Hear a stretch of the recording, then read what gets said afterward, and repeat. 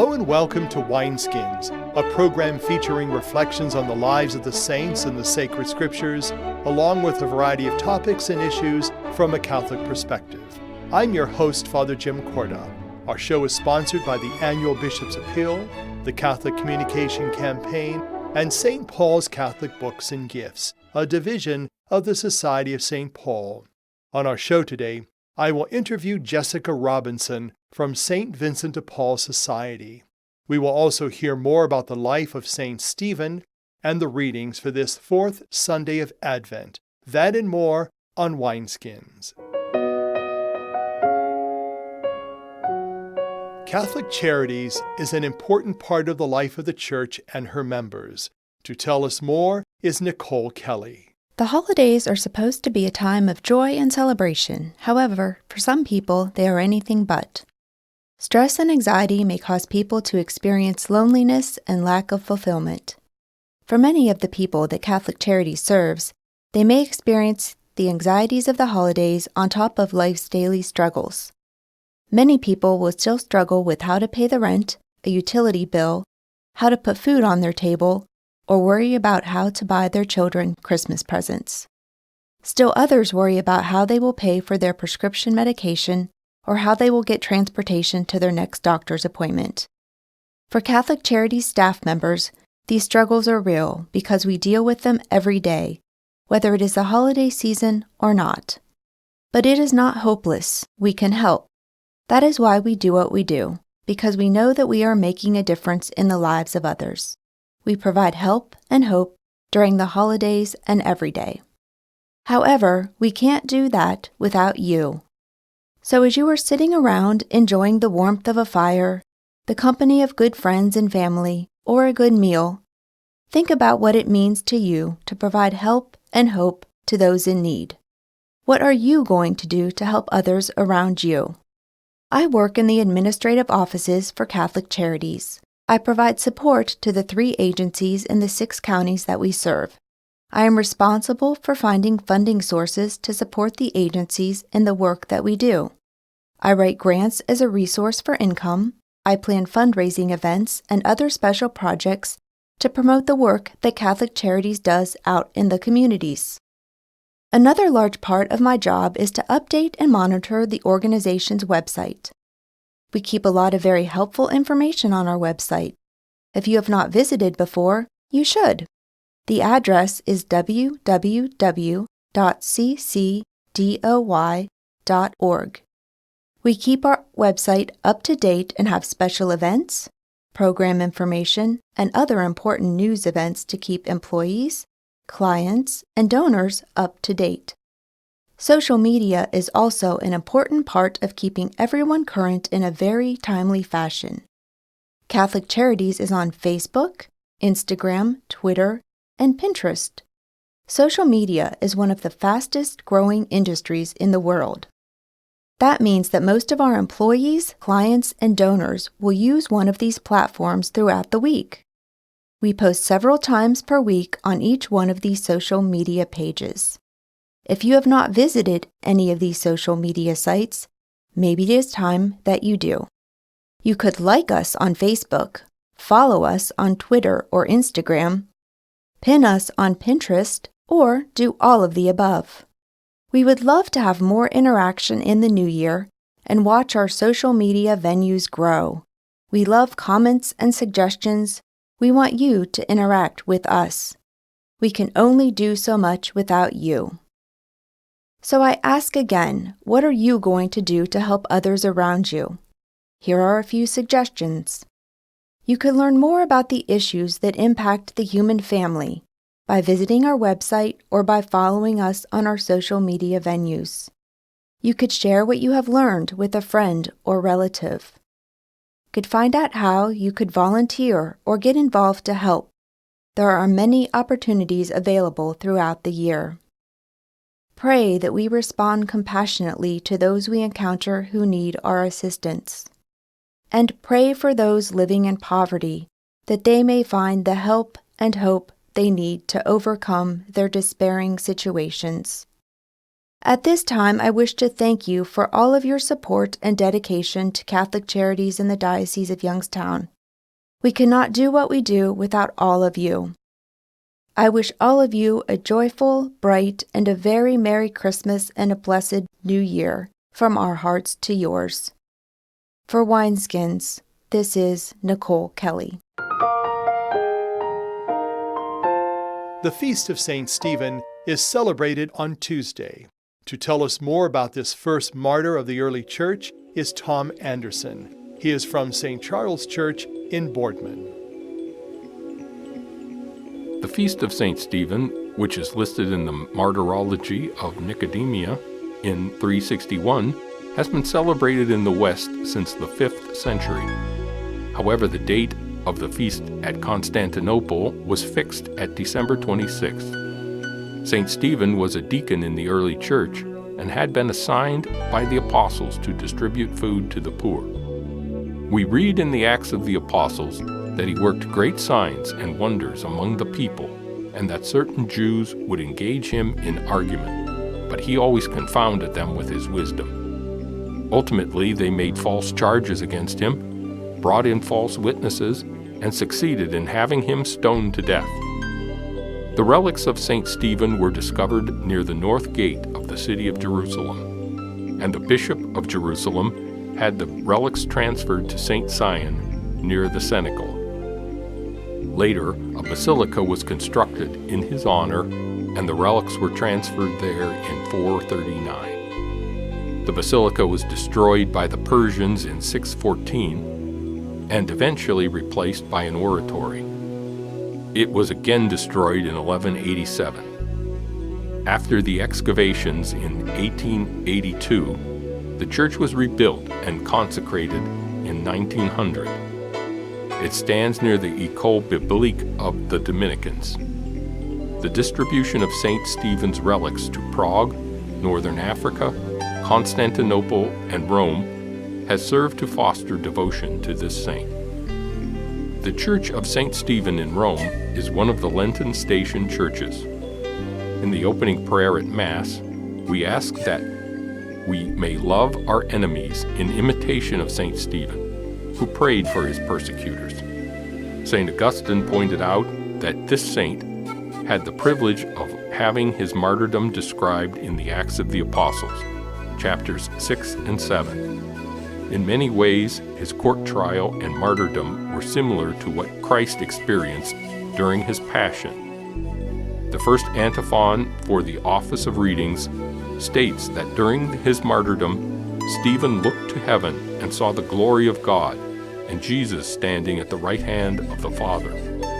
Likewise, in the prayer we find the theme of forgiving one's enemies, as Jesus did as he was dying on the cross. Stephen is therefore a representative of the original martyr, Jesus. His charity extended not only to the poor whom he served as a deacon, but also his persecutors. The prayer after communion relates the martyrdom of Stephen to the Christmas season, and this is further developed in the Office of Readings. The love that brought Christ from heaven to earth raised Stephen from earth to heaven. Love was Stephen's weapon by which he gained every battle. Love inspired him to reprove those who erred, to make them amend. Love led him to pray for those who stoned him, to save them from punishment. Christ made love the stairway that would enable all Christians to climb to heaven. Hold fast to it, therefore, in all sincerity. Give one additional practical proof of it, and by your progress in it, make your ascent together. Stephen is the patron of all deacons, teaching them to serve others out of love and to remain ever faithful in the defense of Christ's teachings. For Wineskins, I'm Tom Anderson. With me again is Jessica Robinson, who is the Executive Director of the St. Vincent de Paul Society in Mahoning County. It's a pleasure to have you back on the show again. Thanks for having me. When you were with us last month, we heard about the new location and the wonderful services provided through St. Vincent de Paul to many people. Let's begin our time together by letting the folks know again where you're located and the hours of the service. Sure. So our new dining hall location is at 252 East Wood Street, and that's in Youngstown in the basement of St. Cyril Methodius Church. And our service time is serving lunch from 11 to 12:30 Monday through Friday. And on Saturdays, we have a breakfast from 10 to 11 a.m. Let's talk. Last time we were together, we talked about the volunteers, and I'd like to kind of end up with that again because I think they're very crucial to your ministry and to what St. Vincent de Paul does. But let's talk about what other people who actually don't come physically to help you on a daily basis, what can they do? What can the larger community do? Sure. So the general community is quite crucial to how successful we are. We are always in need of monetary donations, and that sounds pretty general, but it comes down to that because we need to keep the lights on. We need the utilities paid. We need to make sure that we can provide those meals that are given to these folks on the daily. So monetary donations are always necessary, but also physical donations. The holidays are among us. The need is always going up. So with that being said, we are always in need of canned goods. Even the larger cans our dining hall can use, the number 10 cans. Sure. But our food pantry always needs canned goods. So the general community can always donate those simple items, and it will really benefit us and really help us out. Are there any surprises that in your time there that you've noticed or that come to mind when you talk about how the community gets involved and what they do to help St. Vincent de Paul? Yes, I mean, they surprise me all the time. They come through for us when we need them most. At our old location, the reason we had to leave was due to flooding and ceilings caving in. During those times, just general groups from the community, small businesses, they really pulled through for us, and they were there for us when we needed food to serve out in the parking lot across from our location.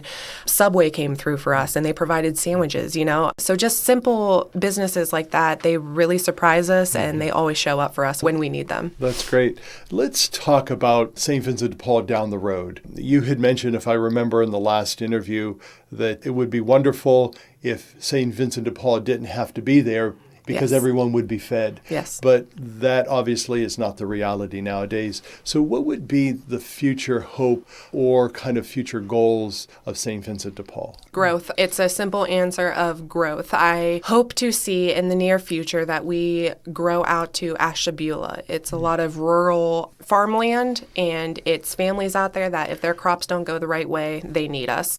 So I would love to get out to Ashtabula in the near future. We would like to go out to Canton in the near future. But right now we still want to grow in Youngstown. We want to grow in Warren, So those areas come first, and then we will definitely be out in those other areas in the future. It's interesting because I remember something that Jesus said in the Bible is that the poor you will always have with you. Mm-hmm. And so that seems to be the reality in our world today. And I've spoken with many people who work in Catholic Charities, for example, up in Ashtabula. Right. The need is extremely great there. Mm-hmm. And so there's really a call, I think, through St. Vincent de Paul to get more of a rallying among the parishes and get them involved. What would be some of the grassroots things that you think you could do or you would like to do in order to build on what's happening not only in Mahoning and Trumbull County, but in the diocese? I think we need to set our roots a little bit more. I think we need to really grow as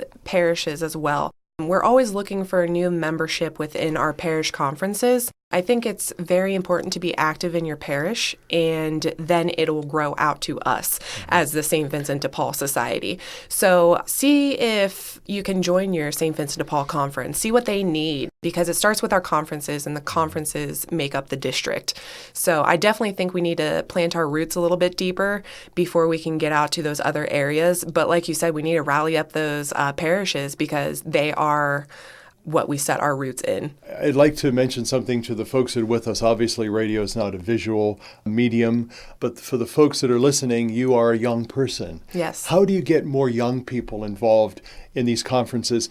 As I look at many of the parishes that I've been in and help at, they're the more seasoned people that are part of these organizations. How do you reach out to the young people to kind of carry on the wonderful work that the older people did? We say that all the time, and I think it's part of just getting out there. We are really focusing on showing up at the schools. We want to focus on showing up at the universities because a lot of people just don't know we're here, and so by getting ourselves out there and letting them know what we do, I think the younger crowds are willing to jump on. I think they're willing to do what needs to be done to help the general community come up.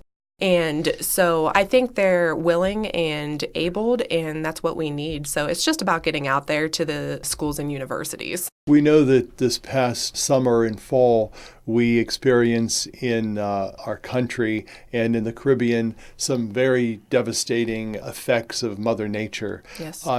Did St. Vincent de Paul Society, were they instrumental in any of that in helping? Yes, we actually took a group of 6 people and we went and visited Texas for Hurricane Harvey. We collected for over 3 weeks here in the valley, and I think that was one of those surprises of people coming together and really showing up for us. We were able to fill a U-Haul truck from top to bottom and probably a little overpacked, but we made it there.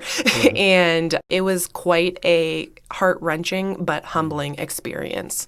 So it was important, and it was something that we did together. Let's talk again about the volunteers, because you really can't do what you do without the folks that come on a daily basis. Correct. Are there people, first of all, who come every day? Are there those people Yes. who help you all the time? Yes, Let's and talk about them. they come out of the woodwork. They come out of nowhere when they do show up, but then they don't leave us. They become part of our family. They are so important, and our dedicated volunteers are the people that we truly appreciate, but any volunteer is who we really appreciate as well. But yeah, we definitely have those dedicated ones that they just find the passion in them. Usually after retirement, sometimes they have an early retirement and they just want something to do. But honestly, just anybody show up. Sometimes I have university teachers that will come down when they don't have a class and they'll stay for an hour and mash up some mashed potatoes, but then they'll take off, But they're still dedicated volunteers and they'll come help, and that's what's important. Any website or any way that they can contact St. Vincent de Paul? Yes, so you can definitely visit our website. It's stvincentneo.org, and there's a volunteer link on there, and you can set up whatever day and time you would like to come. In closing, Jessica Robinson, please tell us again about the location and the hours of service. Sure, so our new location for the kitchen is 252 East Wood Street, and that's in the basement of St. Cyril and Methodius, and those hours are from 11 to 12:30, Monday through Friday for a lunch, and Saturday we serve breakfast from 10 a.m. to 11 a.m. Jessica, Merry Christmas to you, to the wonderful folks of St. Vincent de Paul. Thank you. We hope that it will be a blessed new year as you reach out to God's poor. Yes, thank you. Thank you. For Wineskins, I'm Father Jim Korda. To receive more information on that and other issues, and to listen to Wineskins, visit the website of the Catholic Diocese of Youngstown at www.doi.org. Stay with us. We'll be back in a moment. Hello, this is Bishop George Murray, and I want to take this opportunity to wish you and your families a very blessed Christmas season and a happy New Year. In these challenging times, we have a special opportunity in this season to count our blessings and to know that God is indeed in our midst. I am reminded of the words of the angel Gabriel spoken to Mary at her Annunciation. Nothing is impossible with God. Therefore, we pray to our Heavenly Father to grant peace to our world, joy to our hearts, and hope to our spirits. And may God's goodness be yours in abundance, especially during this holy season. God bless you.